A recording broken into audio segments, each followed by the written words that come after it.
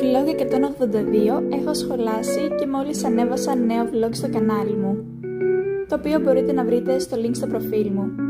Για μεσημεριανό έφτιαξα τορτελίνια και τα έφαγα με τριμμένο κασέρι και φέτα. Πέρασα αρκετό χρόνο στον υπολογιστή, αλλά αργότερα καθάρισα την κουζίνα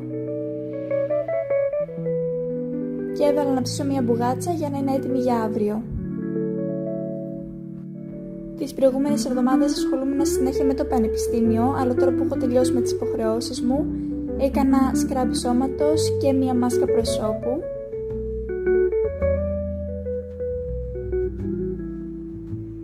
Και επιτέλους έχω χρόνο για να χαλαρώνω.